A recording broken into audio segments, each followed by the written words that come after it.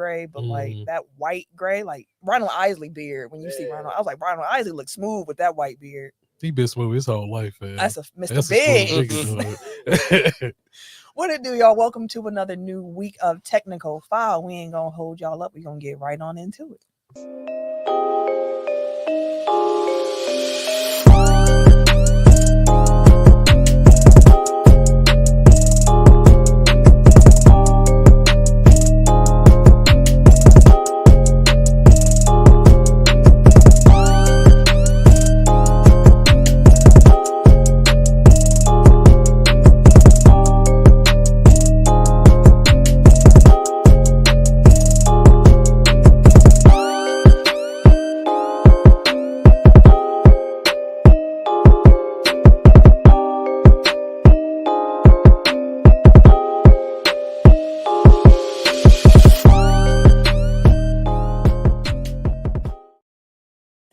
Welcome episode 360 of Technical File, the sports podcast you never knew you needed.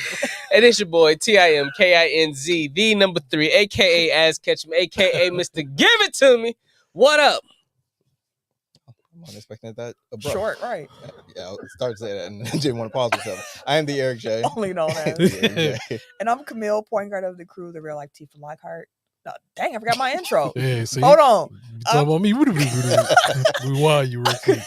I'm Camille, point guard of the crew, the real life Tifa Lockhart, the girl next door. You know, holding it down for all the women who love sports. You do 20 pods, got 20 different intros. she be forgetting which one to use. Oh, that's your boy, K. Harris, the gentleman. The gentleman. Of the everyday gentleman. 24/7. But it's just me who's. He ain't take my advice, I see. Oh, what did you say? That ain't important. You don't remember it. It ain't important. Y'all gotta remind, man. Y'all know I be forget shit. Oh yeah. Oh yeah. Oh yeah. There we go. KC, JoJo, shout out. All right. Hey man, fuck you, dog. Look at me with that. Look at disgust. I'm so disappointed. My man looked at me with the disgusted face, man. I see Dwayne first. What up, Doe? What up, Doe? Big Detroit energy. What's in the going comments. on, brother? Some housekeeping before we get into the swing of things here. Make sure that you are following us on all of our social media at Technical File, TECKNICAL, on Twitter, Instagram, and TikTok. Technical File Podcast on Facebook and YouTube. Mm-hmm. When it comes to the YouTube side of things, y'all, we have passed our 500 subscriber mark we've been trying to get to. We are on the race to 1,000. Let's get it. Run it up. We got to double that up. So run that up. If you have not yet subscribed to our YouTube, please make sure you do. I think that the podcast is way better when you're watching the video format of it. Plus, we have timestamps in the YouTube video so you can jump to the conversation that are most interest to you. But listen to all of it. Yeah, you definitely listen to all of it. But if you just want to be like, hey, last week that part was funny, you can always go to the one part in the show that you want to go to. So make sure you subscribe on the YouTube, hit the notification button so you get notified when we go live. We record the weekly show every Tuesday evening. So make sure you are notified when we go live so you can join the show, be part of the show alongside with us. And if you have not yet already, go ahead and get your Tech File merch. You can catch that link in all of our descriptions. It says get at us, and then there's a link. It has all of our podcast platforms, merch, YouTube links, so on and so forth. So get familiar with that link. Get familiar with some Tech File merch. Get you some. Game that needs a name. This week, we are doing wrestling finishers. If you're unfamiliar with the game that needs a name, it is a rapid-fire memory-based game where we choose a topic, as I just said this week, wrestling finishers. We generally go in tech order. Tim, Eric, myself, Camille, and Ken. We each have to pick something that relates to it. No repeats. You only get about 5 seconds to answer. Last person remaining wins. Let's go reverse tech order this week. Let's get it. So Ken, myself, then Eric, then Tim. Wrestling finishers. Crossroads. Pedigree. Shake, rattle, and roll. Oh shit. Yeah, Tombstone. Sweet Chin Music. DDT. The X Factor. Last Ride. Clothesline from Hell. Sweet Chin Music.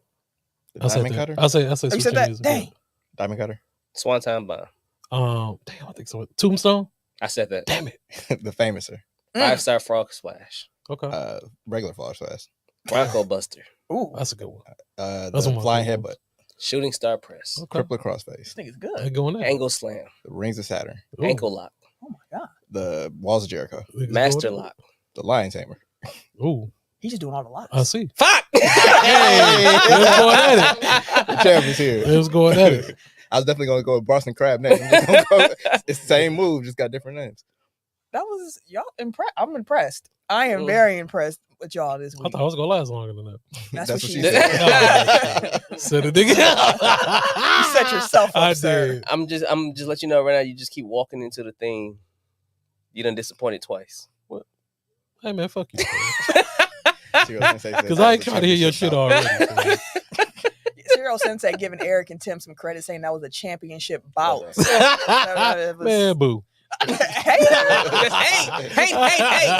you gonna be in for one this week if that's the energy you got. Hey man, it is. All right, y'all. So on the docket this week, of course, y'all know the 3 tenets of Tech File: NFL, basketball, and pro wrestling. Mhm. 3 tennis at the bar. You know, I'll be thinking about some things in my free time, random hours of the evening. You know what we should say on Tech File? But no, seriously, I really do be having random I'll be wanting to text y'all sometimes, but it'd be like, Do it. You know I'm all about the randomness. Just do it. I don't want to be texting y'all like, Give a shit. It's on wax now. I'll get it in the morning. Don't Yeah, give I a was like, fuck, yeah, bro. whatever. Just text it. that's true. We'll respond when we get to it. Just send it. So we're going to start with NFL, go into some wrestling, and then we got a couple of NBA things to discuss. And then I got a quick hit about the Brewers I want to get these guys' opinions on. The Brew Crew. The Brew Crew. So let's get into it. Okay. We gotta put some music on. It's too quiet. It comes once we get Yeah, I past know. it. That's what she said. It's on you to begin the NFL topics this week. I can hear my thoughts. The invasive thoughts about the win. That's what That's why you're like, I need some distraction. I need distraction. Y'all set me up. So I figured we could play a little early season buy or sell. Okay. So I have 2 questions. The first being about the overachievers. So Okay. you just tell me which one you're buying the most and which one you're like, no, that's not gonna happen. Okay. Or not. That's you get it's buy or sell. You know what that means. So which of these overachievers do you believe in the most and the least? We're gonna go with Pittsburgh, Minnesota, and Seattle. So who do we believe in the most out of that group? Seattle. Pittsburgh for me, I think. Because Pittsburgh defense is It's solid. the defense. Yeah, but their defense is Seattle's for that same reason. It's like the Yeah. Seattle Mhm. defense is for real. In a running And game is Gino's good. been running the offense for a little bit now. Yeah. He's entrenched there. Then you have Their running back is good. you still got Lockett and Metcalf Metcalf, but then now Jackson Smith and Jigba. and Jigba, there you go, is getting involved in the game as well. Yeah. When Walker's healthy, they have a Very well. well-balanced offense as Mhm. well. So like they've been there before, they've gotten close before. Like Seattle's a good team. Yeah. I like Yeah. Seattle. Mhm. So I'll buy them more so than the hot start from the other two. Okay. Yeah, Pittsburgh's defense is Yeah. golly, think it's they- suffocating. 26 points all year so far. That's Perfect. crazy. Yeah, I'm going. Yeah, that's crazy. So I guess a bonus question: which one of those is most surprising? Minnesota. Minnesota Yeah. for sure. I thought things would suck. Not a lot of faith in that QB situation in Minnesota, but honestly, what Minnesota has done to start the Sam Darnold, season man. off is a testament to how well coached they are. Kevin Mhm. O'Connell, like, fantastic job that he's doing in Minnesota because he's putting Sam Darnold in positions to succeed, which is, Mhm. I mean, when you look at coaching in the NFC North, like, I mean, NFL period, but like the Vikings coaching job Mhm. and the Packers coaching job are Mhm. two very top tier Absolutely. situation. So like the situation that they've been able to set up with Sam Darnold at the helm, like the defense I knew in Minnesota was going to be good, Mhm. but the defense even better than what I thought it was going to be. Brian Flores, he got them out there playing some crazy ball right now. So actually, I get again, like we're just falling down a rabbit hole of questions that beget questions. So like, it seemed like you got Justin Fields in Pittsburgh, you've got Mhm. Sam Darnold in Minnesota, you got Gino in Seattle. Like these are all players that are on at least their second team. Like, Right. are we in a era where it's like maybe we're giving up on quarterbacks too quickly? I think we've been in that era. Yeah, we've been there. Yeah, for sure. And the situation matters. It Coaching does. For sure. matters. Yeah, coaching definitely matters. Like, I feel like they're giving Fields a chance to trying to truly develop him. That's why I was happy for him to go to Pittsburgh. Mhm. Yeah. Because I was like, one of the biggest things for Fields would be getting with a real coaching staff that's going to truly try to develop him and put him in a situation to succeed. Mhm. Like, they seem like the types to follow up with him. My bad. Follow up with him like at the crib. Hey, you said you want to hit these books. Hey, you know, how you doing with this? Yeah. You have any questions, concerns? What can we do to help you continue to advance? Mhm. That's the type of organization I feel like it's Pittsburgh. Yeah. And for Justin Fields to go there, now you're kind of seeing it where he, like the last game he had a really good game. He had some throws too. Boy. He was throwing them up. But see, just to see him, like, not to cut you off or anything like that, but a fresh start is exactly what he needed. Yeah. Because he had the, like, being the quarterback of the Bears, like, he had to be a savior. And that's a lot to take on with a quarterback. Like, he even said it. He said that we was pulling the trigger too soon. Was starting him, like, before, you know, when we did. But I love to see him, like, freer. He seemed happier playing. And then, like, again, Pittsburgh, like you just said, Pittsburgh is the perfect situation for him. And I just I love to, y'all know how I love Russell Wilson and everything like that. But, like, Pittsburgh definitely is like a quarterback, like a good quarterback or a solid quarterback away from, like, really, like, turning it up in the league for real. That's been their issue for a minute. Because they ain't had a good quarterback, and then the defense has always been stout, but they always had to deal with, like, the Kenny Pickett, or what's our boy Mason Rudolph, Mitchell Trubisky. Like, since Ben left, they have not had a quarterback. Yeah. And Pittsburgh has been literally like a quarterback. Like, they had enough on both sides of the ball to where they can be a problem. That's why he still ain't got a losing record. They just been a quarterback away. I don't know if Justin Fields is the long-term answer in Pittsburgh, but like, he's a good answer now for what they have going on. He probably could turn into. He might be able to. This is only he reminds me of like fourth season. Fourth season. Yeah, fourth season. Yep. Like, bro, he's still on his first contract. Because before the season, we talked about Pittsburgh's quarterback situation. You were saying, like, they should start Russ because once you start Fields, you can't really go back. And, like, obviously, it's been a different situation because of injuries. Been injured. But have we reached the point where you can't go back now? Or do you think that it's still kind of like it should probably be Russ's job? Until... All right, where I'm at with that, I love Justin Fields and I love Russ. Oh, boy. Oh, but it's the Sophie's Choy. Again, we got Russell Wilson coming off an injury, right? A calf, yep. Again, we don't know the Russell Wilson that we're getting. So do we just sit Russell Wilson completely healthy? No, it's Pittsburgh is weak. I don't know. No, I think it's. I'm just talking shit. The fact that the fact that they have not lost the game with Fields, I don't think that you mess with something that is. Yeah, working. you just keep it going. But then when you get one loss, and then all of a sudden you be like, okay, we're bringing Russ in. Depends like on that. What the loss was. That messes Justin Fields up. Like, okay, y'all loved me when I was winning, but we lose the game. Now all of a sudden y'all won't. They ain't gonna go undefeated. Like, of course not. Yeah, along the way. But then it's like, when do you do it? Like, do you do it on a losing streak? Like, now y'all lose 4 or 5 in a row. Now, okay, now we take Justin. Now you might as well just keep him. I think you only make a quarterback change in Pittsburgh if Fields becomes the reason they start lose. Right. Okay. That's why I said, like, it depends on the reason. Because if he's playing good and it's because they squalled away a last-second touchdowns or something like that, like, they're not gonna get rid of him. But if it's he playing like crap and they losing, like, people like, okay, different. Maybe our offense ain't scoring points or they ain't moving the ball or nothing. Like, then that's when you kind of step back and be like, okay, then maybe we can bring Russ in now. Is he healthy enough now? He's good to go. I mean, you look at Fields' numbers this season; they don't jump off the page. Like, there's nothing about what he's doing. It's like, okay, like, he just threw 200 yards for the first time in week 3. But we saw a lot of that last year. I mean. Yeah, he barely, like, it was 200. It was under 100. Under 200-yard games, like almost like half the season. Dwayne said 2 straight with terrible QB play, then they can have a conversation in Pittsburgh to me. Yeah, and it has to be the bad quarterback play. Like him making bad decisions, because he does. That's the only thing that he does. He trusts his arm just a little too much sometimes. But now it seems like he has the confidence, but it seems like he's making better reads now. They're not asking him to throw the ball down the field often either. They're like, we're gonna keep you right. Yeah, exactly. Like we in the comfortable, keep you in your comfortable pocket, so you can get those consistent, catches. So you can get in more of a rhythm. I think to Tim's point that he made before, it's kind of like you got to be in the right. I mean, all three of y'all did, but like you got to be in the right coaching situation. Yeah. Part of coaching is like actually tailoring your approach to the personnel. Like you can't just fit a round peg in a square hole. Like you have to. That's what we do in Chicago.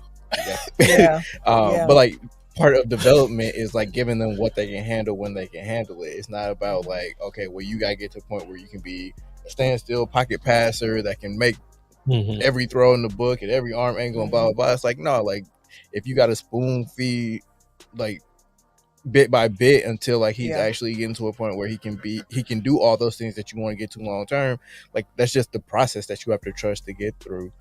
Same thing with Willis in Green Bay. It's exactly. It was a completely different offense, pretty much, with Willis at the helm. So much more RPO, so much motion. Like they did everything they could because they knew what his weaknesses and strengths are. And they're like, we're going to try to emphasize your strengths. So again, just great coaching in Green Bay. And to be fair to them, like sometimes baptism by fire is the correct approach for certain people, but that's not for everybody. So you can't again like just force it just because it's like, okay, well this worked for X, so therefore it's gonna work for Y. Yeah, for sure. Sorry, my second question for my two-parter was which of these underachievers is the most likely to turn around. So we have San Francisco, Dallas, and Cincinnati. San Francisco. It's not Cincinnati. I'm sorry, Ken. I know you. It was a good game last night. I don't want to be biased, but it's not Joe's fault. Like Joe out there doing his thing. Like, he threw almost 400 yards. He had thrown no picks. He had 3 touchdowns. They put up 33 points. Like he's doing his thing. It's just like they can't finish fucking games. The Bengals defense look like it's regressed. Exactly. Yeah, they can't finish. Like you can't trust the defense to finish the game. So now it's like Joe, you have to go into the fourth quarter with the lead. Oh my goodness! Is my answer to this question Dallas? Oh yeah. Because San Francisco, they're hurt right now. It's hurt. It's injuries, very hurt. And they've had great injury luck during their runs here. I wish I would have saved this post I saw, but it was comparing the snaps that their big 4 skill position players took last year, and then what that number is this year, and it was like a 25% decrease in snaps. And I mean, you gonna get that because CMC ain't played no games. Yeah, exactly. And they said he got to go to Germany now to get evaluated. Yeah, he's going to Germany to get his Achilles looked at. His what? Like his Achilles. Like, so is it?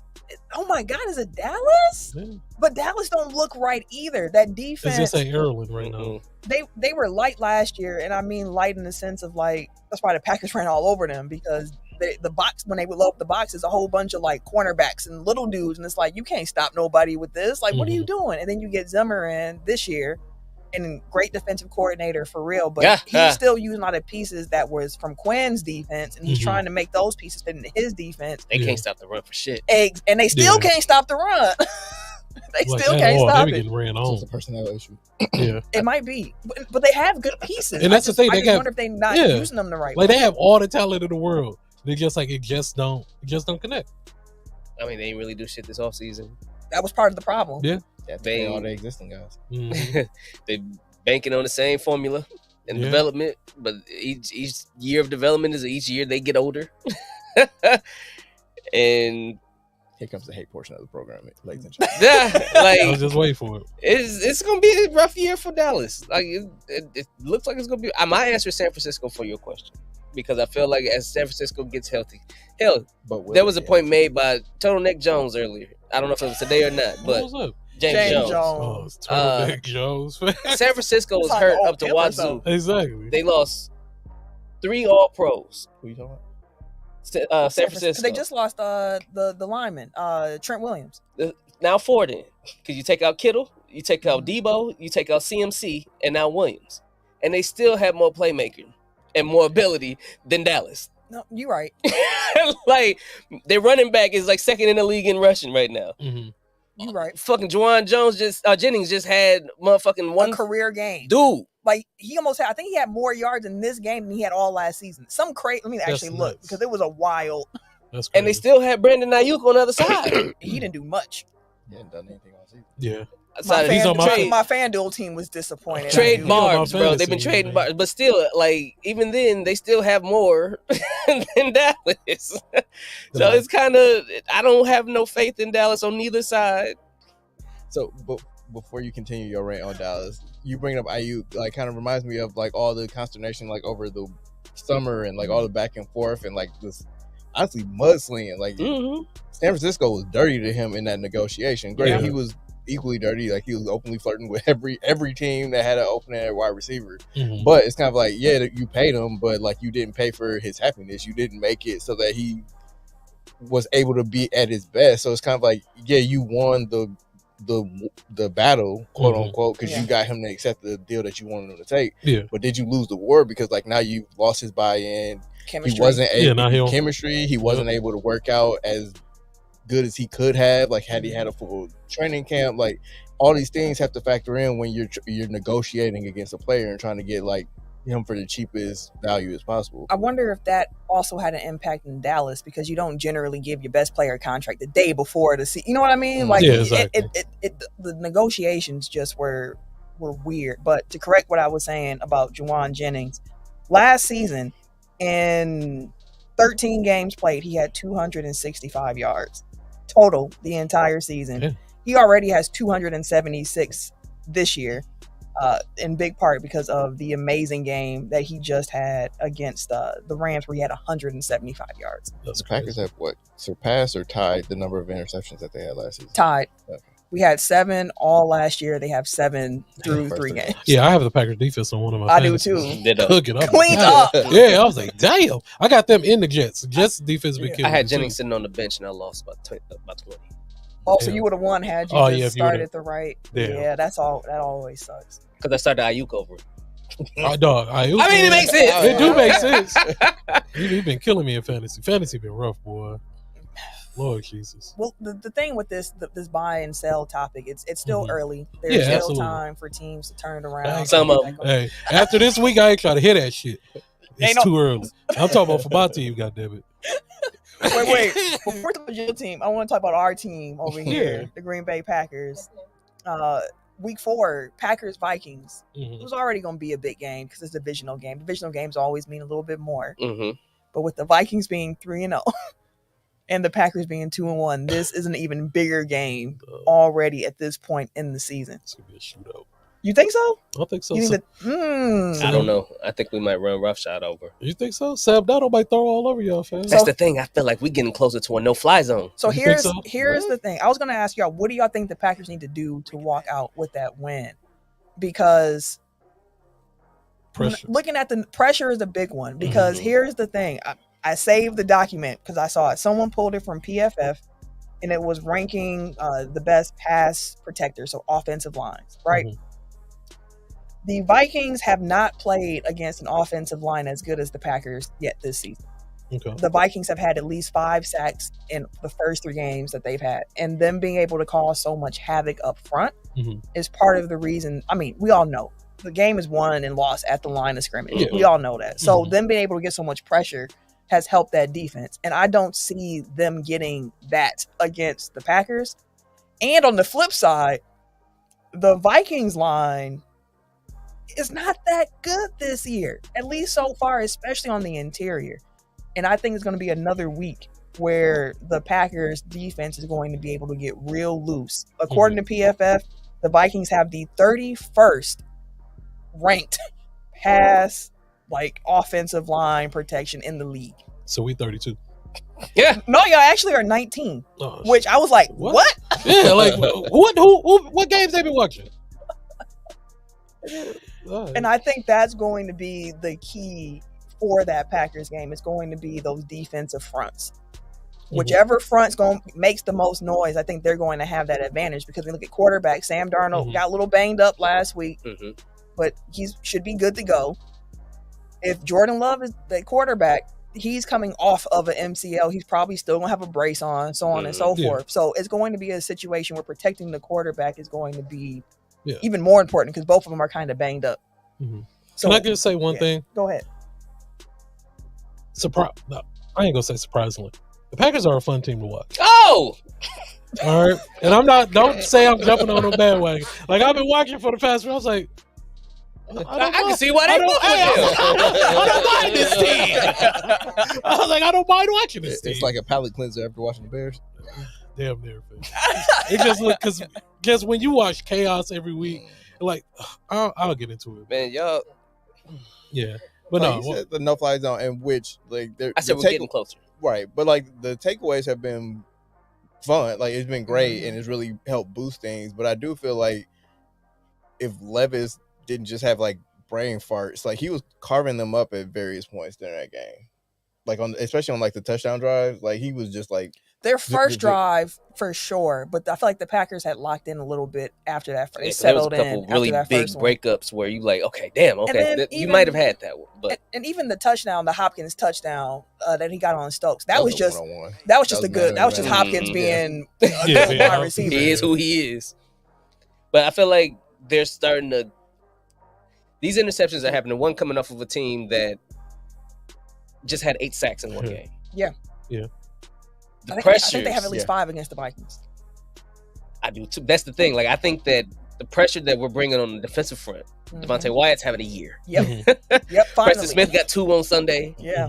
Like we have Bari got a good one. Van Ness got a good one. Like we have so many different pass rushers now. Like, that's why I was saying before when we was loading up, I'm like, we can never have too many pass rushers, bro. Like that's a luxury, like offensive linemen.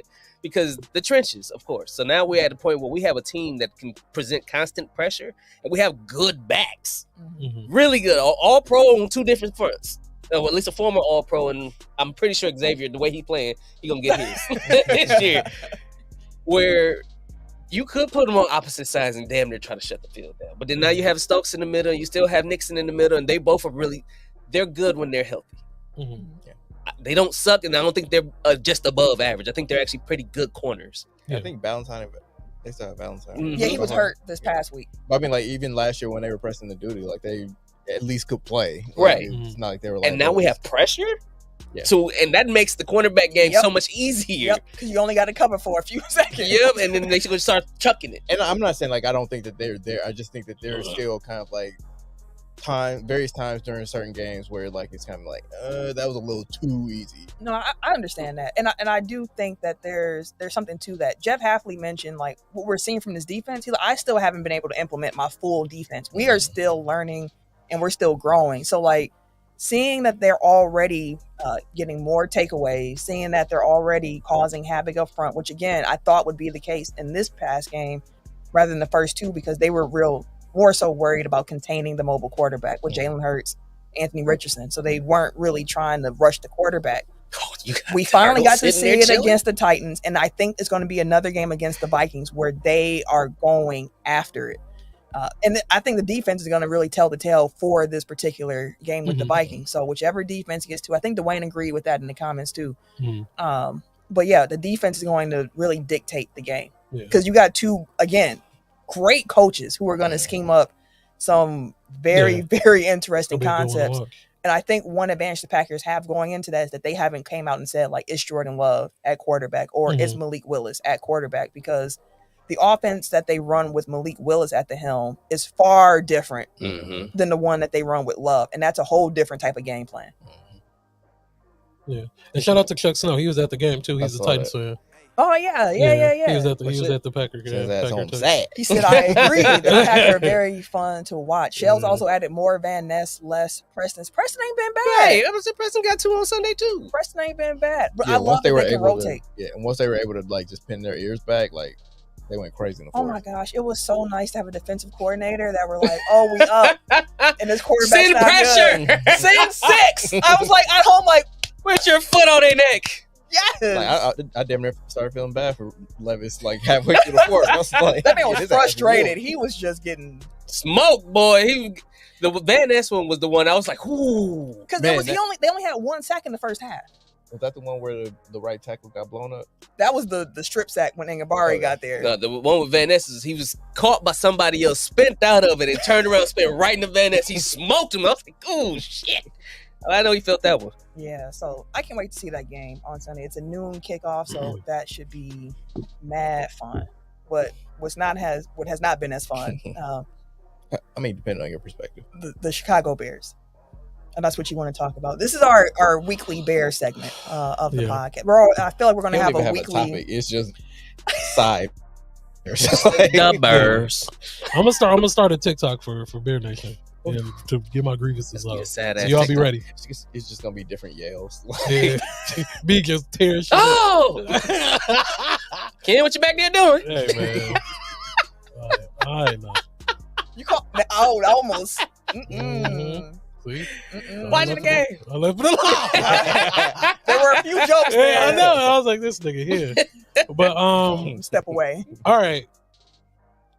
It's week 3, man. Yeah. All right, now Bears, like, let's get it together. All right. I don't even know where to fucking start. It's starting to feel like the same old shit, and it's pissing me off, fam. Like, we went into this fucking season, fam, so full of hope, so full of joy, undefeated in the preseason. Caleb Williams, look, we got our savior out there, and it's been the same shit. So I refuse to put the blame on Caleb Williams like a lot of people are doing in Chicago Bear Nation. It's the piss poor coaching. All right? We don't want to run the ball. We're forcing. You couldn't. I'll put it there. We can attempt that. No, you can't. Did you see that goal line run? Why? First of all, I don't know why y'all did a speed option at fourth and one. But when y'all whole offensive line fell down, coaching, like it was ring around the road, one man was and they chilling, all fall down, like they was on the ground, like chilling. Someone said that picture looked like when in Toy Story when Woody come back into the room and all the toys go like this. That's how your offensive line was looking. Dog, it is chilling. Jesus. Watching them. Hey, this is gonna be a good ass play. Watch this. I just don't get it. Like, the whole left side of your line just collapsed within half a second. Immediately. Caleb threw 52 times against the worst run defense in the league. 52 times. I feel like the way how offense get it. Come on. It's just frustrating, fam. It's to watch this shit. To be so excited, right? Like, I'm not losing hope. Like, some way, somehow, we'll figure it out. But y'all got to realize that I jumped out the fucking window for y'all at the beginning of the season. And I gave y'all damn near, I said 11 at first, and then I said 9. At the rate we going, we damn near is go get 4-5 fucking around with y'all. But then it's just, Eberflus, fam. I'm not even finna say his name right. Nick, fam. So everybody fell in love with him because of Hard Knocks. And he got a new look. Yeah, because he looked. I even said it. I was like, damn it, that's our coach. I was like, he look like a smooth swab. I was like, okay, his house dope. It is. Hey, that's the best part. His house cold, boy. The portrayal, like how they portray people, dog. Man, that shit is. Then it made us forget how garbage of a coach he really is. I'm sitting there looking at you like. So I was like, okay, we'd be cool with our mans, but it is really frustrating, dude, because like it's the same tale, man. Like tales old as time. Yeah, it's just like, and it's not. I ain't gonna put the blame on Caleb, but I feel like what's really happening, especially with our play calling, is that we're trying to force Caleb to be the man instead of just letting the game come to him, or just come up with a game plan, do the fucking game plan instead of we got Caleb, he the savior. We're finna make him throw 52 fucking times. He done it. We don't need to throw 52 fucking times anymore. We've seen that he's capable of doing it. Y'all 52 had to. times is a lot. Y'all had to. 50. That's a fucking lot, fam. Y'all ran 28 times. 2.3. Exactly. But still, 2.3 on 20. You have to keep running, fam. I agree with him. You have to keep running, I don't care if it's 2.3. Exactly. You have to keep running. Is not right. How is that a formula for winning? It's not. That's not. So now all they know, if we throw it 52 times, everybody finna drop back. Now y'all finna be complaining that my man throwing picks, but he gotta throw the fucking ball because that's what the fuck we're calling. Would have been a reasonable number then. The best help for any young quarterback is always a good run game. Exactly. 50, we can't put nothing else in there. Ain't no play actions, nothing, because all we do is fucking pass the ball. A 50-28 split is not not the right math, especially against that Colts team. If you wanted to just take 10 off from the past, and if you do 42-38, that's even better. That still feels like a lot to me. That's a lot of running. But still, I would prefer that. I mean, first of all, that's a lot of possessions to have offensively. Yeah. True. Period. 80 is a lot. That's a lot. First of all, that game was wild. That was two really weird offenses going up against each other. And the bad thing about it, we could have won the game. Y'all could have, because Anthony Richardson. That's the crazy he part. He won't throw up. You like, man, that was beautiful. And then the next play, like, that was the dumbest thing. Why did you just do that? The most bear shit that I saw in that game happened right before halftime. Mm-hmm. Who the hell Mary? Hey, we got caught at the 1 You yard motherfuckers line. got just enough luck. It worked. It worked to catch the motherfucker, but that bitch run out when you need it most and fell at the 1 yard line. That's the most bear shit. The I've 1 yard line, fam. I was like, come on. I was like, if this ain't the most, they be like, yay, oh shit. I was like, this is ridiculous, man. Like, they make you want to break TV. And Jonathan Taylor was looking like, dog, that motherfucker cold, dog. All I could think of, like, I bet Ken at home thinking of the conversation we just had about Jonathan Taylor, like, this man out here. He just be floating, bro. And the first touchdown run he had, as soon as he broke through the middle, I'm like, yeah, he gone. Bro, it's effortless, he bro. go. And he just halfway hit, you be jogging. like, no, this nigga gone. Like, no, it's crazy. He got patience, too. Yeah. He got hella patience. He's a lot more nimble than you think. Yeah. Because you think of him as a power back. God, so, damn. y'all got the Rams this week. Mm-hmm. I'm looking on ESPN. The matchup predictor has it pretty much even. They got the Rams at 49.7%, the Bears at 49.9%. Mm-hmm. How are you feeling going into week 4? I'm confident that we're going to come up with a game plan to help us win. What about your coaching staff is giving you confidence? It's not giving me confidence. I'm just, because I have to, it's week 4. I just have to. I have to stay committed. Tutu Atwell finna get 200 yards and 4 touchdowns on you. You said who? Tutu Atwell. Oh, man. He finna go crazy on y'all. I'm trusting in our defense and trusting in our special teams to do it. Caleb will have a very solid game. I feel like he's going to have a game that he doesn't really make too many mistakes. Like, it was good. Like, it was a bad thing, but it was also good to see that he's capable of throwing the ball so much and didn't have, like, he had his moments that he had some bad throws, but that's given. He's still a rookie. This is week 3. But just seeing, like, he throws really good balls. What's the what's the latest on Keenan Allen? Is he was supposed to play last week, okay, but then it was a game time decision and he didn't play. So we thought, they said that he went through the whole week last week and was playing, but then I guess something happened between Friday and Sunday that he had to sit out. Okay, and that'll help a lot too. But if his ankle is still messed not up, 100%, then it really doesn't make sense. I mean, at all. It's hard to get the ball to a wide receiver when you can't block anyways. Yeah. But Dwayne added, I'm thoroughly enjoying the fact that the Steelers are out here, quote unquote, rehabbing Fields while the Bears are out here struggling offensively. And then he said that the Rams are going to win.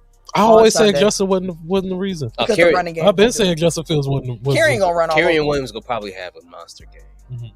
Even when he don't have big games, like it's just when they beat the 49ers, he still had 89 and 2 touchdowns. Mm-hmm. Like, it's little games are still big games. I just hate the disappointment, fam. No, I hate like you watch and you be like, okay, this like there it is. Mm-hmm.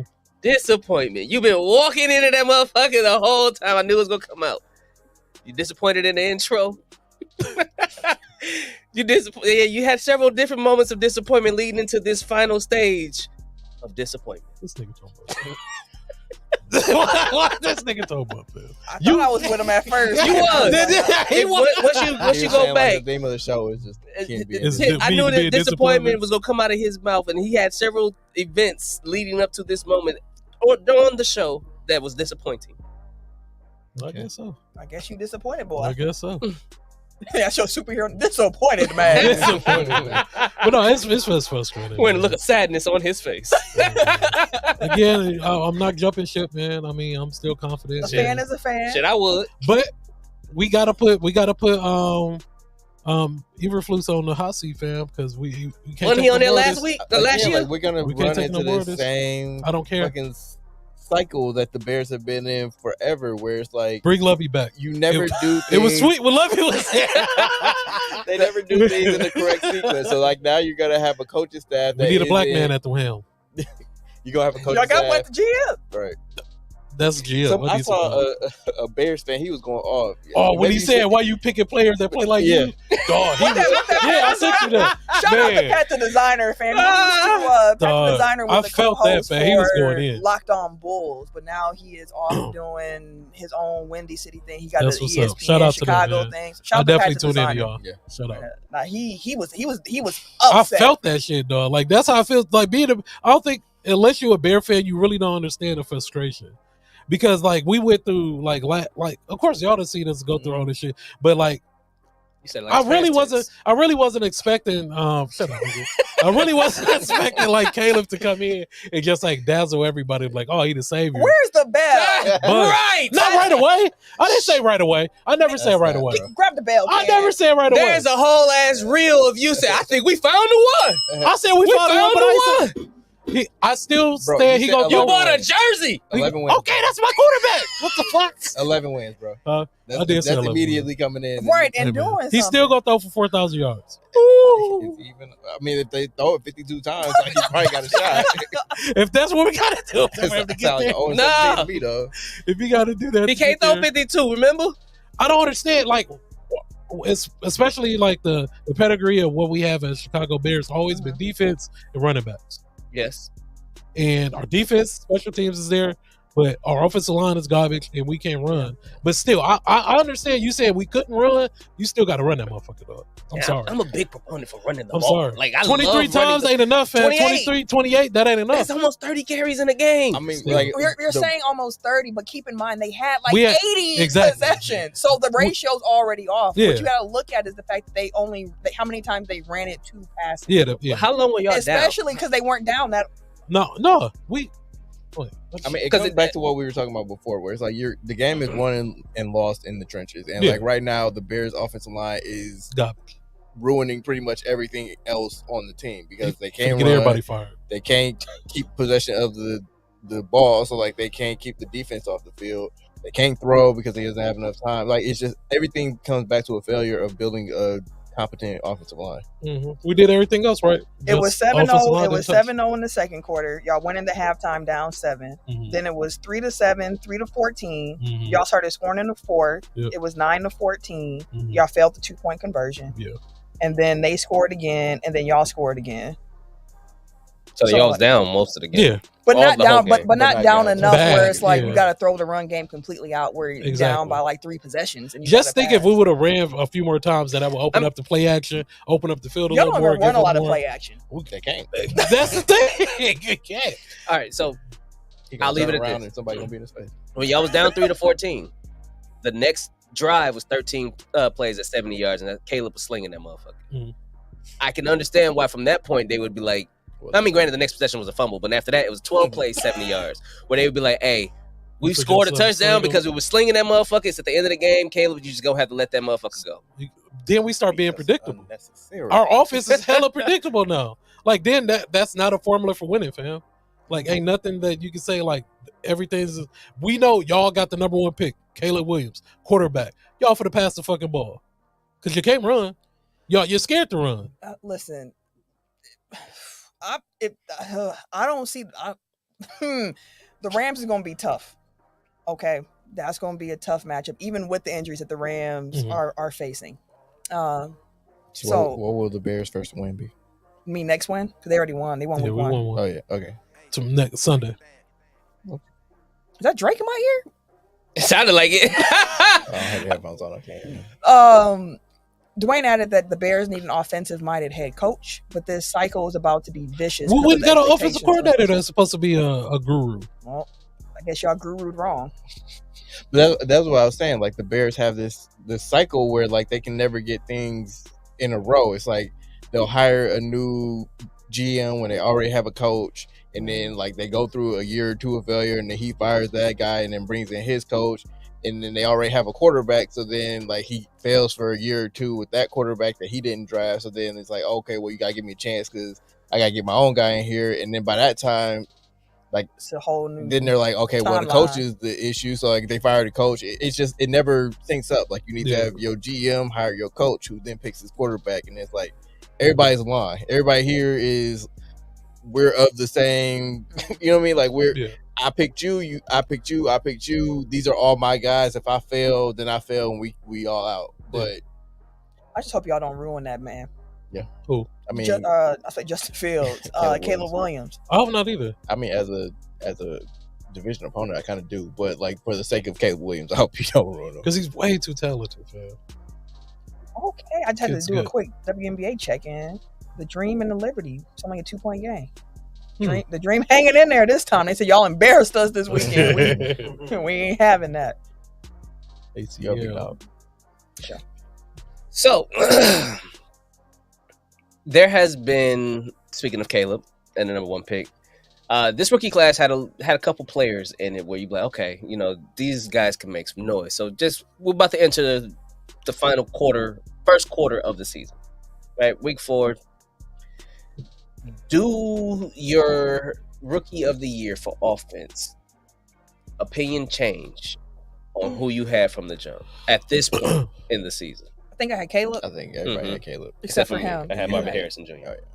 So I mean, I'm not can't switch up what we said weeks ago, but Caleb looked like he's gonna be slinging that football. So I'm still going my boy. It might still be a good one, but Jaden Daniels. I was just saying, Daniels, that kid, that man, he's the way good, that his man. teammates are talking about him is like what gives me the He is most good. confidence. It's like he the truth. He really is the savior. He's the one. He's special. Like all these things coming out of that locker room. It's like if you have buy-in of vets from week 3 of your rookie year, like it's gonna look good. They see what they need to see to believe that this is going to be a generational player. Right. So that's the thing. Like it might Daniels. Yeah, really that's might the be only that other guy. guy. Yeah. And I mean, like he's had 2 straight games where the offense hasn't turned the ball over or punted. Yeah, that's wild. They've been rolling. I think they scored like 13 straight possessions or some shit like that. Like again, I'll reiterate. Kneel down. I thought that he was the better of the top 2 quarterbacks. He did say that. He had just come off the Heisman year and everything like that. Like Daniels, I was a big fan of Jaden Daniels. Yeah. So I'm glad that he's doing what he's doing. He probably be the one to take it. Like I'm not changing. I still think like Kyler finally threw Marvin Harrison Jr. the ball and he went crazy. After saying it ain't my job to get him the ball, then whose job? Who the fuck is supposed to throw him the ball, Kyler? I understand what he was saying. He's like, it's not my job to like focus. I just got to play the offense wherever the ball is supposed to go. That ain't how it throw is. that I'm ball. I'm gonna take a picture of this. The ball. Like we're looking at this tablet by Microsoft. Hey, he was wide open. Next time we see this, go ahead and run that. Throw that man the ball. It ain't my job to throw that motherfucker the ball. Oh, he's wide open. Give him the ball. You see what happens when you throw the ball? It went crazy. I'm gonna throw you the ball. I'm a Matt Stafford. I'm gonna zone in. You go get all these. Like apparently he's always open. Throw him the damn ball. Speaking of Matt Stafford, I see Shell in the comments. I'm tuned in. Hey y'all, go Lions! Go Lions, Shella. But nobody on it. That's the one rep team yourself. that we didn't even talk about this week. But Detroit. That's one of my favorite basketball things. Detroit basketball. I love that. It's almost as good as Orlando Magic. Orlando Magic. I was just gonna say that. Speaking of Matt Stafford, like he keeps losing all his Cooper Cups. Like he lost regular Cooper Cup. He lost regular new Cooper Cup. Polynesian Cooper Cup. Jesus Christ! Better find a black Cooper Cup. Shit, Atwell just had 4 for 95. You said who did? 2-2. Oh yeah, 2-2 Atwell. Yeah. Yeah, 4 for 95. Four catches. I was like, he finna have 200 on y'all ass. He finna go crazy. Like, Puka and Cooper will have like 180, 15 receptions. Exactly. Receptions and targets. She added, "I won't give up on the Pistons either." Hey, as you should listen. If you a fan, you a fan. If you a fan, no Drake reference here. Rep your squad. And I say that because, shoot, me and Eric, we sat courtside at the Bucks game for like $75 when they was trash, and we loved. It was a great experience, man. Them Bradley Center days when the Bucks was trash. Giving away tickets, boy. $25 lower level. You getting it dope. I was in college living it up, fam. Shit, they damn near paid you to go sit in the upper seats. Like I think Melanie was saying that when she talked to you guys, where she's like, we had to like go to bars and give away tickets because nobody wanted. Hey, you want to come to the game for what? For what? I used to wear Bucks, and people like, why you got that on in the city of Milwaukee? Disrespectful, dog. How times have changed, which is what made the championship for me and like any other fan that was really riding for that team at that point. That's what made it so special because it was like I was with y'all in the I watched y'all win 15 games. How you felt when the Bucks won is how I feel if the Bears win the Super Bowl. Oh, I know you gonna be ugly crying, man. Alligator crocodile tears. Ugly crying. I definitely was crying on the internet when the Bucks won a championship. I wouldn't be at the next show. I ain't got time to hear that shit. Oh, nigga, what? Running from the smoke. Lord have mercy. I ain't got time to hear none of that shit. Tim dished out would come back to him. I'm gonna act pure ass, man. I'm just imagining like a Bears Cowboys NFC Championship game. Like that man will be conflicted. Oh, me? Y'all would have to tell me what happened. Ain't no hell I'm watching that. Let's move into some wrestling. Shell said he misses those free tickets. Hey, man, we used to be dude, we used to have hella Bucks games for no reason. I'm priced out on school nights and shit. And we in high school, like school night, nigga. 9 o'clock at night, the Bucks game got to be at school next day. Man, having a ball. I swear, bro. I used to be in high school walking around just trying to meet people at the game. We used to be kicking it. The kids still be like, or is it all just digital now? Where it's like, because don't nobody meet up. Thinking about when we were teenagers, it was like going to the mall, going to Summerfest was like put your best outfit on, put on extra baby powder on because you're gonna be outside all day. Like Greek Fest too, catching, bro. Greek Fest, Bucks games, like where they at though? That's where we was at, bro. Just walking. Lincoln and McGovern. You should just go to Mayfair just to walk around. I ain't doing nothing. Not buying. All you do is buy some food. Maybe buy a dog tag. Yeah, something like that. Or I was a filthy nigga that had the belts, man. I wanted one of them. Remember the digital joints, fam? You had the digital. Yeah, the digital. I had both, fam. Oh, you had the money? Digital joint. You had money. Oh, come on, man. I your girl name on it? I might have had a name on it. I wanted it, man. I wish I would have had me a boo that put my name on his belt. I was filthy, bud. I was a filthy nigga. Man. Shoot, maybe when me and Noman do our 10-year wedding anniversary party next year. Maybe we should do a 2000s thing. That'd be dope. 2008 to 2010 run would be great. That's like Travis Porter them and all of that shit like that. Oh, music. No, I was talking about just a theme. He be in there with a vest on like a motherfucker. Oh, wait, with no shirt on, just vest. He ain't the nigga from Waiting to Exhale.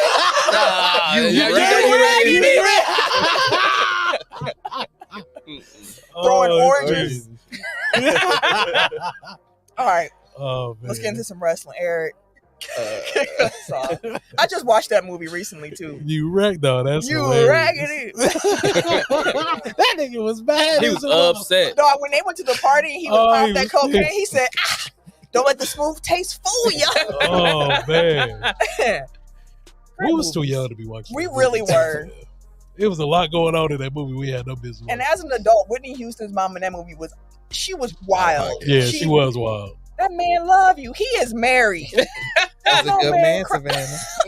No, he's not. That's a good man. He was really not. Oh man. Okay, sorry. Wrestling for real. Yeet.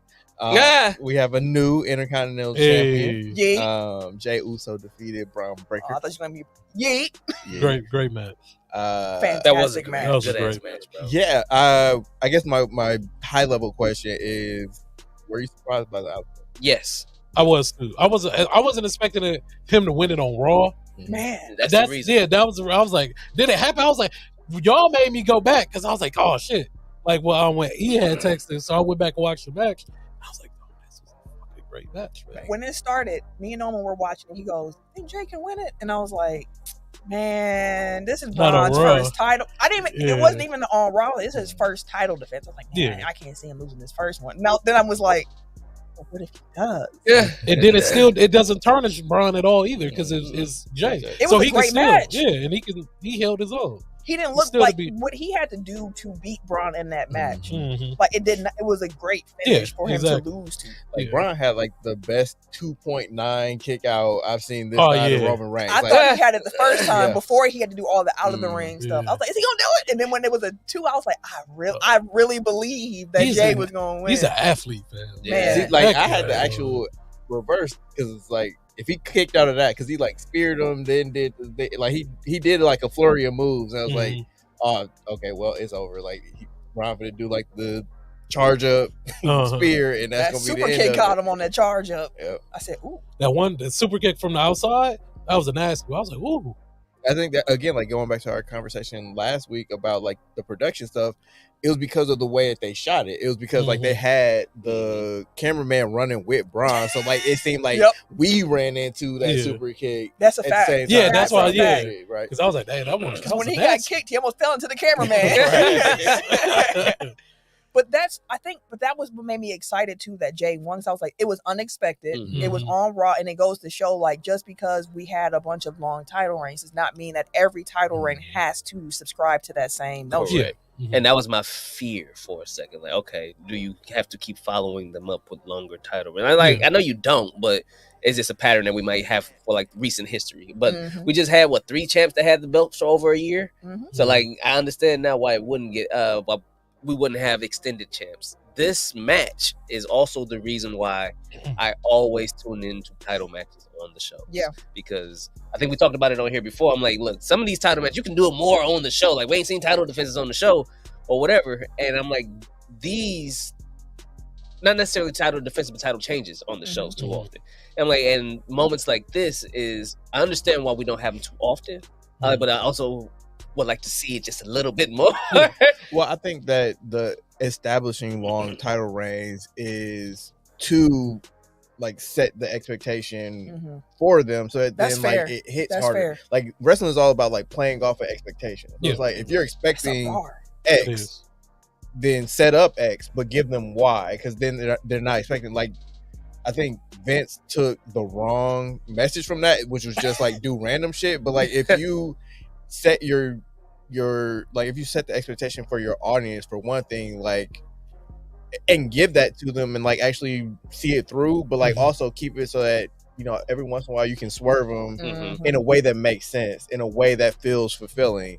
Like it wouldn't make sense if like Jay just gets the title and then like 3 weeks from now on a random throwaway, then it's just like, oh no, we gotta fuck him. You know what I mean? Like it has to reward the audience for watching, for paying attention, for being invested.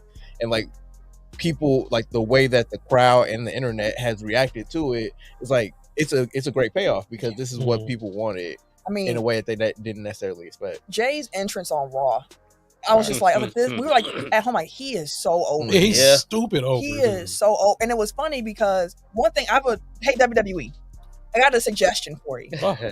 Braun Breaker's theme music, I think you should add something to the beginning of it, similar to how for Seth Rollins you had to add like the Let It Burn, and it just changed the whole feeling of his theme music. I think for Braun Breaker, I should add him saying, or a voice saying, like, "Are my dogs with me?" Something about the dog, so that the fans will start. No, not even that. Acknowledge the dog thing, so the fans will start barking immediately when they hear the music, and then that can be part of his entrance, like. Because when he was backstage, like, "Oh, my dog's with me," you hear the like that is a cold, like crowd interaction piece. Add it to the theme music in some way. Have just start it off. Do it and write the check. And then give me 10. I just want 10. And then roll that back. Do it and write the check on that. You know what I'm saying? I know. He come out on Raw in 2 weeks. It is like that though. Don't think we ain't coming. We coming for the money.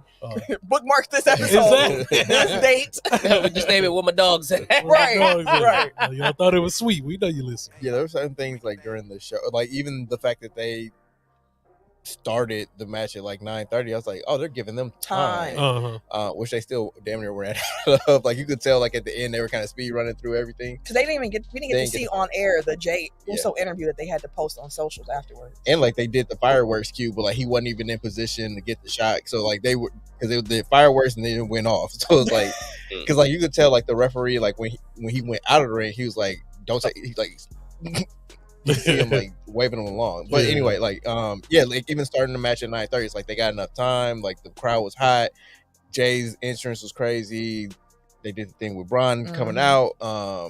Like they gave them moments throughout the show where you had like Sammy come and see Braun. You had Braun give his interview earlier on. And like I think that this is kind of like a byproduct of Triple H doing the cards with less matches, is that you get more matches that matter on weekly television. So like instead of this being like match 4 of an 8 match card, like it got a very prominent spot on Monday Night Raw, and like made it to mean something.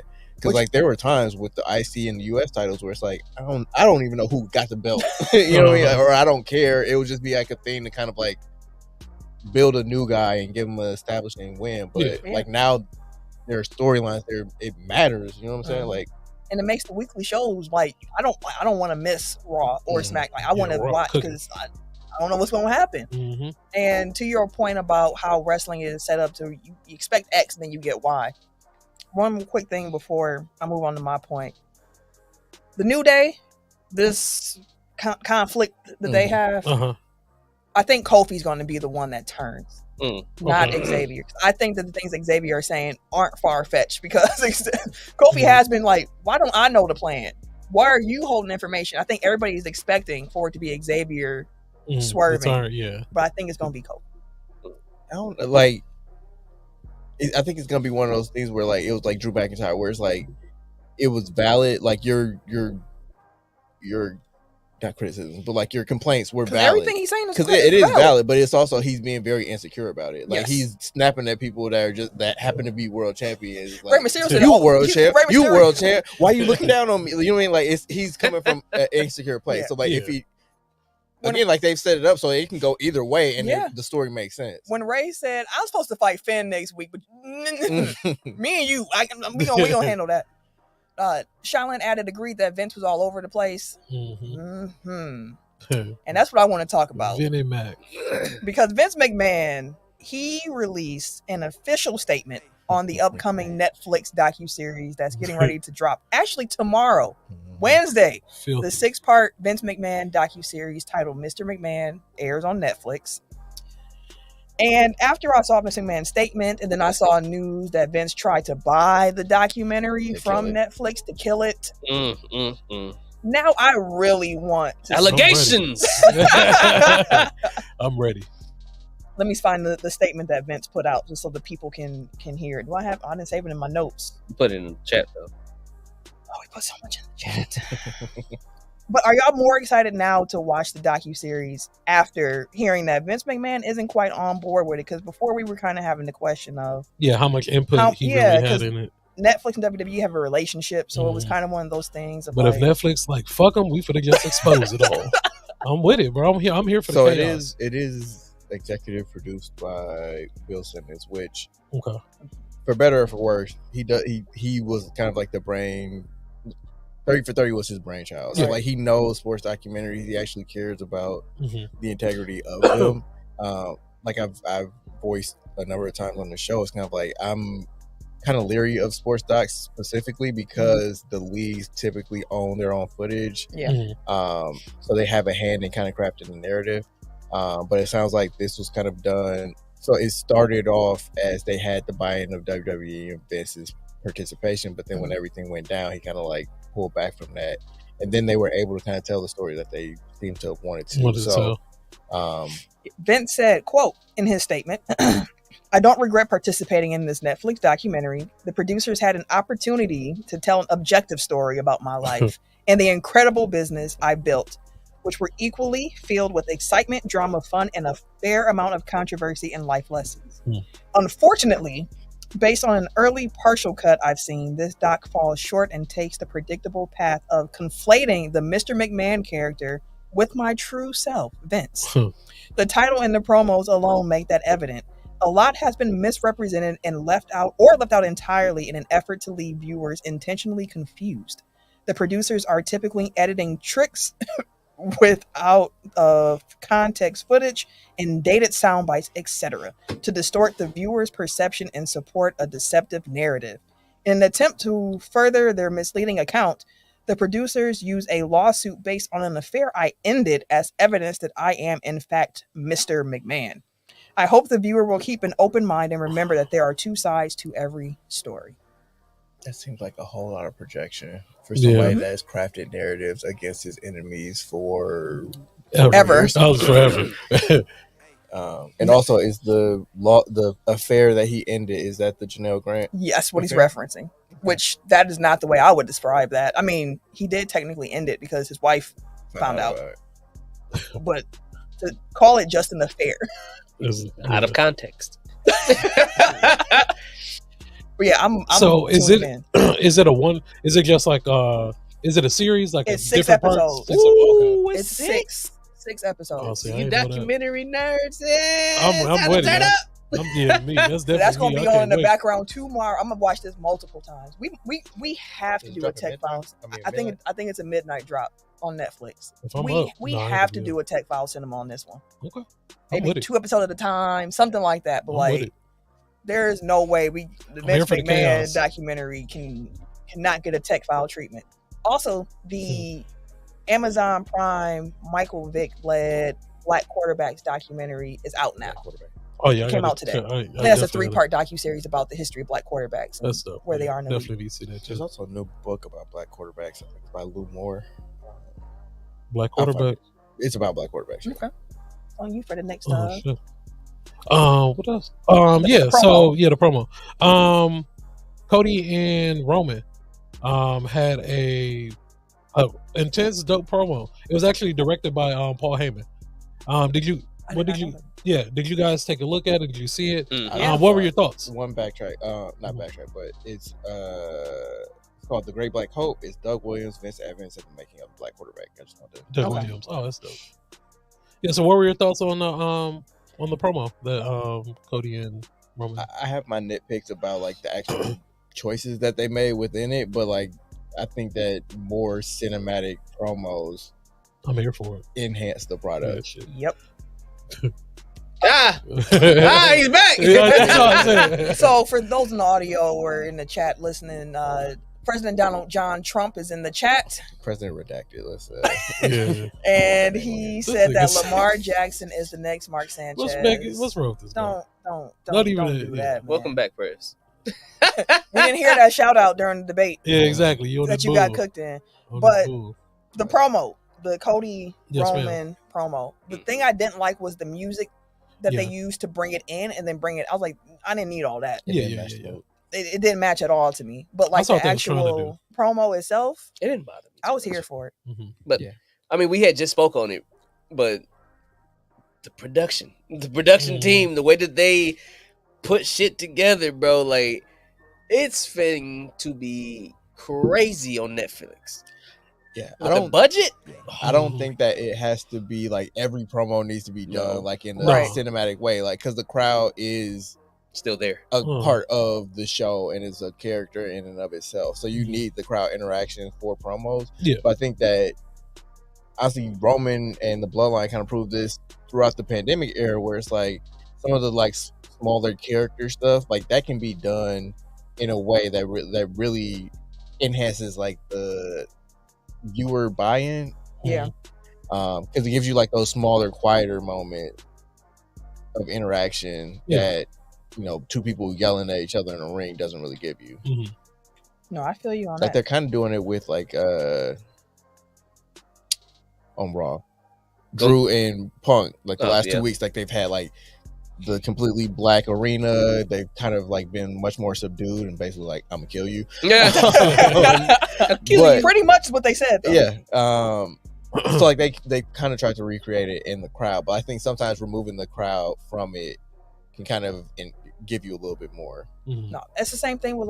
I wouldn't be mad if we see cinematic matches every so often as well. Oh, yeah. too, because I really I remember like that the one Taker that- one. I was just going to say Taker AJ. That was AJ Styles, right? That was a Yeah, good that one. was And a I really even good one. love the Bray Wyatt John Cena one where they went through all like the different stages. eras. And he Yeah. was an NWO and doing all like Yeah, every that so was pretty often. I think that those can really advance the story as well. So Mhm. I'm here for it. I'm looking forward to the Netflix.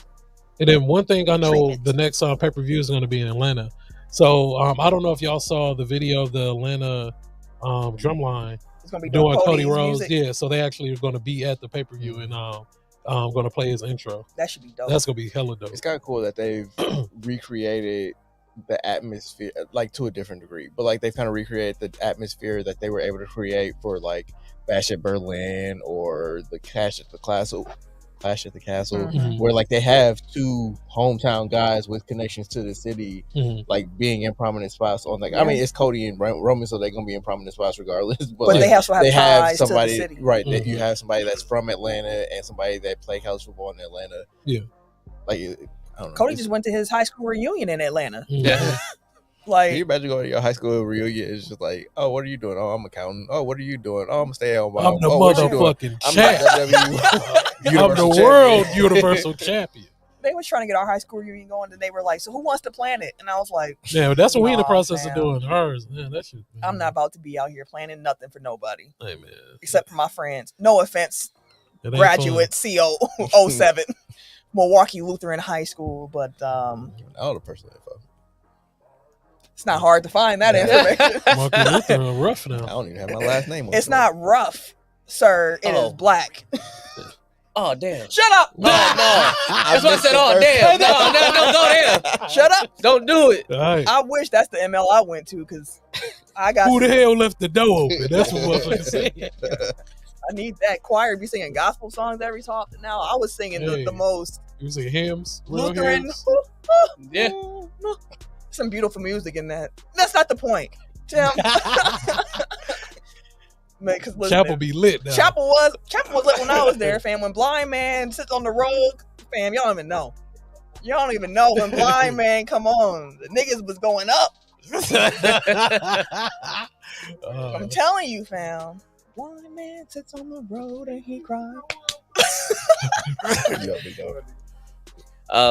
No. So my wrestling take is was kind of talking about how Raw is cooking right now, thanks to the mid card love that they've been showing. Mm-hmm. And SmackDown seems to kind of be like the bloodline, and that's kind of it. Yeah, that's why I only watch. So my question is: are there any wrestlers, single or team, that you feel like SmackDown should really like push?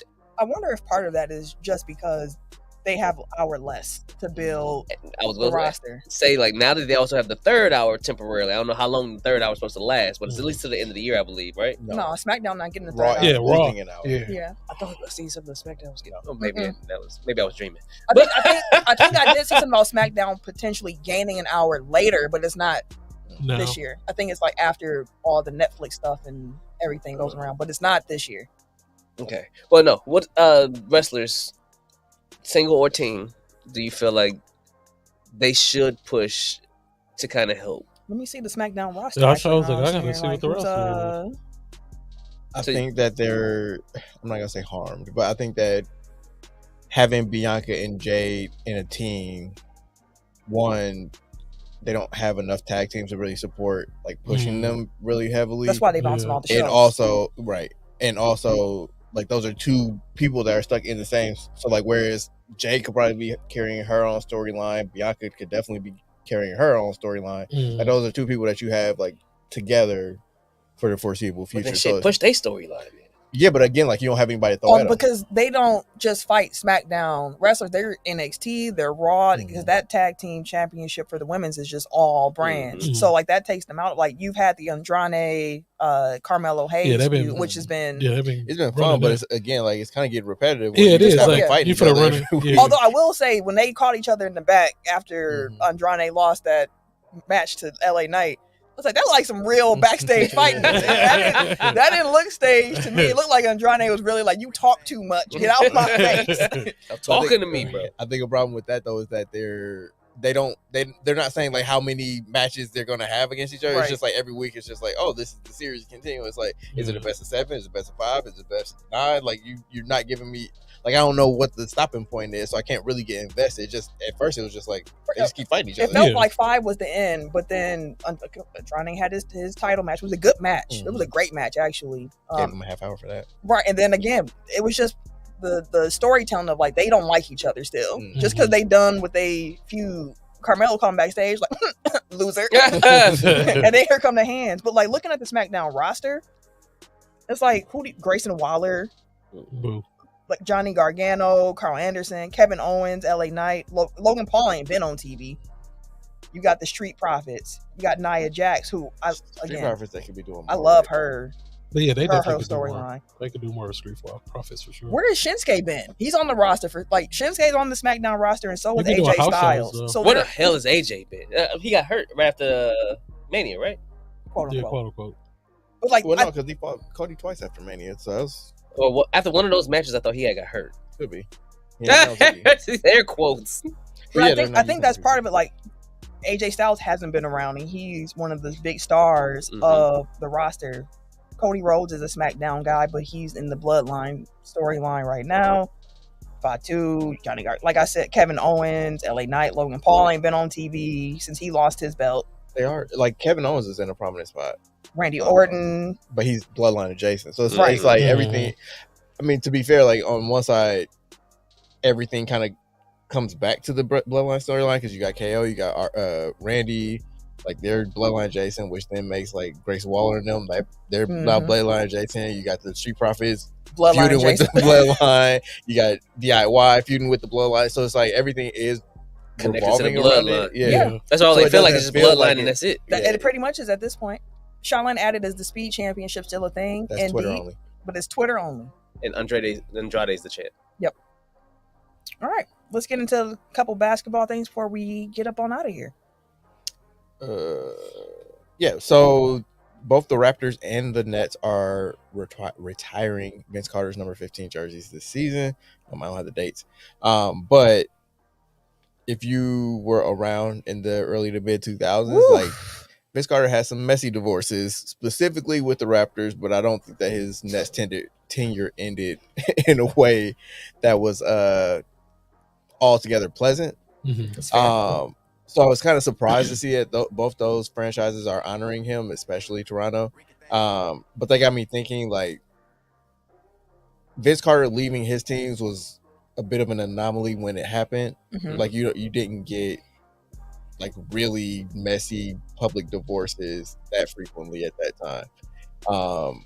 Whereas now it's been a little bit more commonplace, to be quite honest, in the last 15 to 20 years. So what players, either current or recently retired, do you think are either unlikely or is questionable that they'll have their jerseys retired by the time that they left? Do OKC retire Harden? I don't think he was. I don't think, because he wasn't even that guy in OKC. Yeah. I think Houston definitely does, and I don't think he's been anywhere else long enough to warrant it. KD in OKC? That's the one where it's messy, but I think that he won MVP there. He took him to the finals. Like he has to. Yeah, you have to. He doesn't seem to have an issue with him. They don't seem to have an issue with him either anymore. Like there were definitely hard feelings the first couple of years, but I think once Russell's gone, like they kind of turned the page on all that. And I do think too, with that note, because if Seattle gets a team, the Thunder already said like we'll give the Seattle history back to Seattle. Like it won't. KD has to be like. Yeah, so like you ain't gonna have no history if y'all get, like y'all gonna have to retire that man's jersey. A name that came to mind for me was Dwight Howard in Orlando. I don't think so. I recently went. Do you remember how that ended?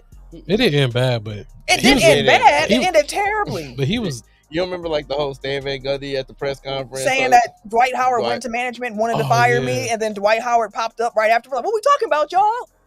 And then like he was like on the precipice of getting traded, and then he's like, "Nope, don't trade me," and kind of like fucked up all their plans. And then in the summer was like, "Trade me." No, actually trade me. He was going back and forth on trade requests, and he got injured. Quote unquote. Back. I remember that though. He got injured, and people were like, "Are you really injured, or do you just not want to play?" It was messy because he wanted out over that last year in Orlando was bad. I'm gonna watch that Stan Van Gundy interview where he was sitting there and Stan was giving all the tea. Yeah. He was like, "One thing I can't stand is BSers. Like, don't ever BS. I went to management. Yeah, it's true. Yeah, he went to management and said he want me fired." Then Dwight walked up like, "What's up, y'all?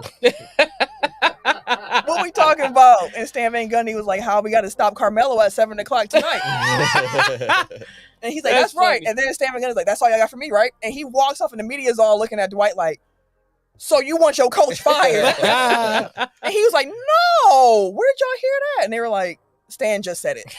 And he was like, "No, I'm focused on winning the championship." And it was so awkward. Dwight was a beast, man. But it's like I feel like Orlando don't really retire jerseys like that. Like they just retired Shaq's. Yeah, that was the first one. Because like Penny wasn't, T-Mac wasn't. Obviously, they had the same number. So yeah. What about our test in Indiana? No. Absolutely not. Absolutely not. What they gonna put? Some fists on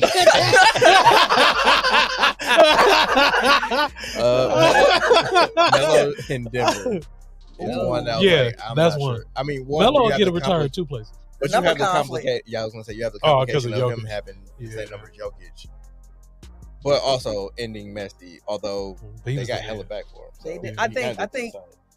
Do the Knicks retire Melo jersey? Yeah, absolutely. Yeah. I feel like Knicks Melo was different. That's the place where I would see his number going up in the rafters more than anything. But he got to be both. He got to get it in Denver and New York. Pause. What about from long distance? I feel like a lot of these will be smoothed over with just the passage of time. Yeah. Like the one I think will happen just because they're a classy organization, but like there are really bad feelings is Kawhi in San Antonio. Yeah. Mm-hmm. Yeah. And like he may just be like, I don't want to go back to San Antonio for a jersey retirement ceremony. So like that may just not happen. It might be like decades from now when they finally do that. Sometimes when the older man comes, he's like, oh yeah, let's get this done. One more NBA thing for y'all before we start to wrap up here. I saw Yahoo Sports. They released a list of the best second options in the NBA. And I had strong feelings about that top 10 because they said Damian Lillard was the 10th best second option in the NBA. And that felt far too low for Dame Dollar. The Yahoo list that they had, I'm going to read it to y'all and I want y'all to tell me, is there anything in the ranking that y'all strongly disagree with? I already said I think Dame is too low. I think Dame should be around the 5-6 mark at like that's for me. But here's the Yahoo list. Anthony Davis. Mm-hmm. That was number one. Agreed. Devin Booker. Okay. Take KD. Yep. Jaylen Brown, which fuck out of here. I don't even think that he's the second best player. I was like, we flip flop that one. Bam Adebayo. That's kind of high, I feel like. So with Bam, it's like obviously his defense, but like on offense, like I don't feel like as a second. I really probably put Tyler Hero as the second option on offense. Like they kind of run things through Bam, but like I don't see him as like a second to Jimmy. Mm-hmm. No, like I feel like Bam is the number one option in Miami, but Jimmy be getting his buckets. Like, but it's a lot you feel like Bam number one. I feel like they do try to go through Bam often, and then like Jimmy just get hit. I wonder if that's because Jimmy don't play in the regular season. Yeah. They play through Bam as like a hub, but like I don't think that he's like a play finishing option, if that makes sense. Mm-hmm. Okay, like he's not a scorer. He can rim run too. So I felt 4 was high for Bam. Yeah, that's too high. If he is gonna be on the list, 4 is too high. I didn't even have him on this list. Number 5, they got Jamal Murray. I'm fine with that. Okay. I'm not Jamal over Dame after what I watched that man do in the playoffs last year. You know how No, he hit 2. Okay. No. Jamal Murray in the 2023 playoff run. Don't even matter. This is going into this season. We're ranking second options going into this particular season. And after what I saw with Jamal Murray, I can't do it. And I would honestly call Davis the number 1 option, LeBron number 2. That's as people are arguing. Have you watched the Lakers game? He's a hub. All right, fam. Okay, they got DeMontis Sabonis at 6. Again, same with Bam, although he scores more than Bam, but it's kind of the same role. Yeah. 7, Kyrie. Kyrie should be higher. Kyrie should be 4. 8 for Karl Anthony Towns. Sure. Yeah. 9 for Pascal Siakam. No. And then 10 for Dame. Damn. I got some problems with that list. Dame should definitely be higher. DeMontis Sabonis over Dame. Yeah. And Bam. Jamal Murray not over Dame. I'm sorry. Yeah. I am sorry. Not after what I saw. No, and the Olympics didn't help. Because like if we're going off last year, like Dame showed up in the playoffs when he was there. He had like 2 healthy games. When he was there, he showed up more than Jamal Murray. That is a fact. Jamal Murray showed up in the Lakers series for a big shot. Of course, he shows up in this. I mean, he was trashing that. He was trashing that series. If we're being honest, he just hit the big shot. Good clutch moments. Liberty won. There goes that sweep. What? I think the WNBA playoffs, by the way, are going to go chalk the first round with all the higher seeds advancing. But yeah, I just couldn't believe they had Dame at 10. Well, he got something to prove this year. He do. Yeah. Again, like I love all this stuff. Like I hope when the predictions come out, they have them like 6th in the East. I've already seen a few putting Bucks at middle tier. Yeah, I'm good with all that because that is a team that thrives off of people doubting them. So that's a fact.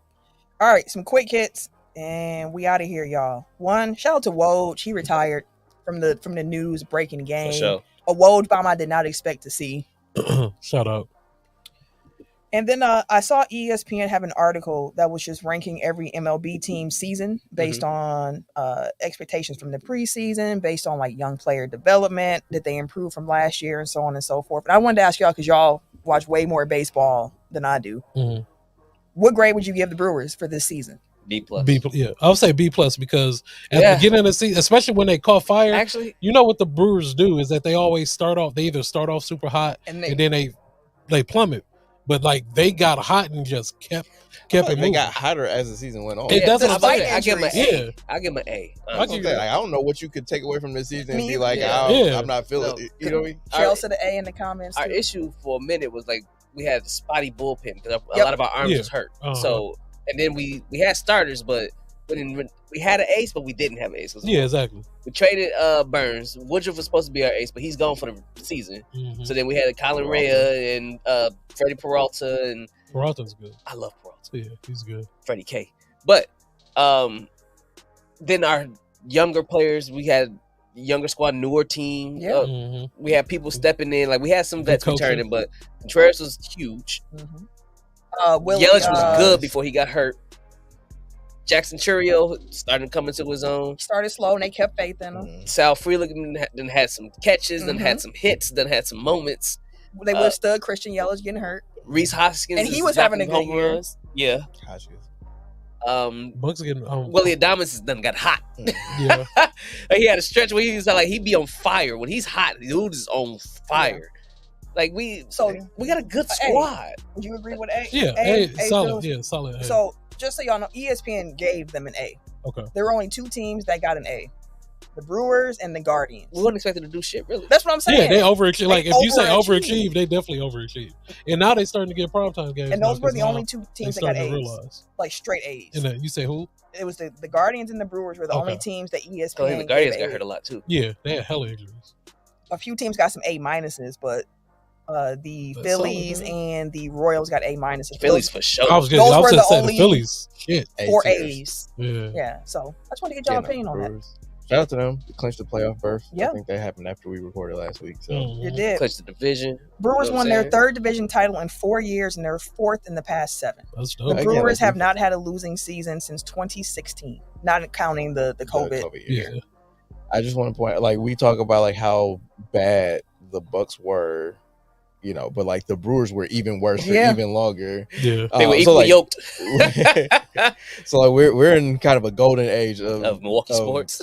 I was gonna say Brewers, but yeah, for sure of Milwaukee sports. So I just want to shout, like I feel like we've kind of gotten to a point where we kind of take it for granted that the Brewers are just like good, a wins machine in the regular season, and like yes, they haven't had the playoff success, but I'm happy with the fact that they're consistently winning their division, they're consistently making the playoffs, they're consistently in a place to not be, you know, in last place. You know what I mean? Like they, you know, they went through a lot. Yeah. Losing the coach. Mark is cheap, but he's put together a good baseball organization. Yeah. So sports going crazy. Except for the Badgers, right? Ain't they doing bad? Here you go. I don't know. I think they are. Don't you watch them? I tried to. I hadn't caught a game yet this year. Let's see. Wisconsin. Like a full game. I saw them. No, they got smoked by Alabama. Good. Yeah, I saw that guy. I was like, turn this shit off. I want to see this. I want to see a murder. Turn this off. It was murdered. Oh, the Badgers are 11th in the Big Ten. Okay. They 1-3 out of like 18 teams. Yeah, for sure. They're 2-1. 2-1. That's not bad. And they only got smoked by Alabama. So. Yeah, that's not bad. I mean, I don't think that they had. Golly, it's a lot of teams in the Big Ten. Yeah, it's a shit ton of them. It's ridiculous. You add USC and UCLA and LSU. It still don't make sense, man. It does not make sense. You say LSU, Oregon, Washington. Nebraska. I thought LSU is in the Big Ten. No. SEC. Yeah. Illinois, Indiana, Iowa, Michigan, Michigan USC. State, Washington, Ohio State, Oregon, Penn State, Rutgers, Wisconsin, Purdue, Maryland, Nebraska, USC, Minnesota, Northwestern, UCLA. Yeah, seriously, the Big Ten stretches That's from crazy. New Jersey to California. California is nuts. I feel bad for all the lesser programs. That's neither here nor there at the moment. We're going to get out of here this week. Oh, we did not mention, it was also broken news today that Brett Favre, he said that he has Parkinson's disease. And I'll say this. I don't need, if y'all want to add something on, he moved his mic away. Smart man. It's, you moved your mic too? Lord Jesus, on me. Okay. And you moved your mic too? Okay. Camera no more. So the Brett Favre Parkinson's disease is a truly horrible disease. And it is really unfortunate that this happens to anybody. So I send well wishes to him and his family as they deal with that. And it's, even though we have found out as he has gotten older and the whole welfare scandal and everything of the sort that he is claiming he's not a part of, but he did pay money back. It's unfortunate that a childhood hero for many people in the state of Wisconsin, for many Packer fans off field, is involved in something so despicable. But yet and still, I never wish ill on anyone. So again, Parkinson's disease is a very difficult thing to deal with. So thoughts to his family and his friends. And I hope that anyone who was not given their money by the state of Mississippi because of this welfare scandal isn't going through anything of the same. Shell's in the comments said no comment. Camille's really good. I had none of that. No, I will say, like, as we learn more about like player safety in the NFL, and like you told us that it takes on the human body, and like maybe we shouldn't have been like lionizing Brett Favre for playing 200 plus consecutive games. Maybe we should have told him to sit down. That's a lot of hits that he was compromised for, so he probably took more unnecessary hits than he needed to because he was out there playing injured. So like maybe we just need to kind of rethink, PTO sometimes. And don't just power through. Like maybe take care of yourself, take care of your body, take care of your health. Most definitely. And that's a great message to end the show on. I hope that you all listen to that. You don't have to be a football player. Take care of yourself. Everyone is dealing with issues, their stresses, life, family members, especially at the age that we're at here recording this podcast, as you see your parents getting older, and life it's different once you get into the mid-30s and you're starting to become the aunties and the uncles for the next generation, and you're watching the generation that raised you age, and so on and so forth. So take care of yourselves. Absolutely. Check in on your people, spend the time with your loved ones, because none of this is promised. Not at all. So wrap up here. Again, make sure y'all follow the podcast wherever you can. Follow us on every social. I'm not going to say whatever. Follow us on every single platform, y'all. Do it. Technical File, TECKNICAL, on the Technical File on Twitter, Instagram, TikTok. Technical File Podcast on Facebook and YouTube. Again, subscribe to the YouTube, hit the notification button so you get notified when we go live. So you don't be like Jay-Z in the comments, who just got here. He got here late. He got here late. If he had the notification bell on, he would know when we went live. You know what I'm saying? No, but shout out. That's Uncle Milk, right? Uncle Milk. I was trying to remember what it was. I was like, is it fish? Calling somebody fish is a wild nickname. But we're going to get out of here before the jokes. Catfish. Before the jokes start. I'm at work. Hey, put it on the loudspeaker. Put your co-workers on. Put your co-workers on. Put me on the speaker now, nigga. No.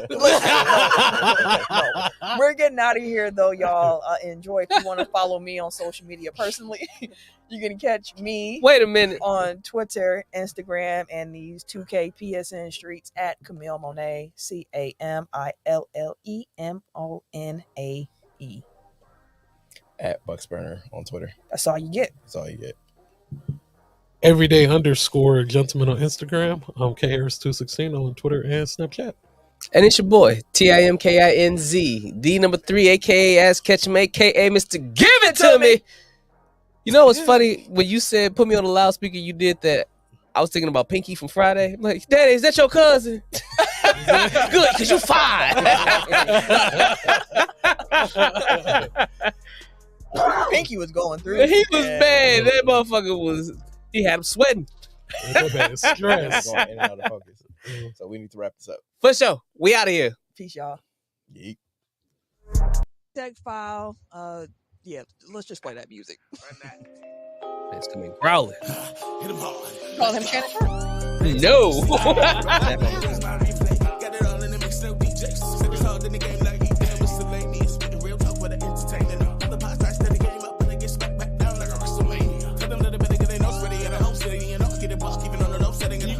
So we never gotta get telling everybody else that you get ready. Ain't nobody else doing this like I. Better keep them cameras and microphones hot, cause this one's a vibe. Gotta run this race with my tribe. to my ear later. Shout out to my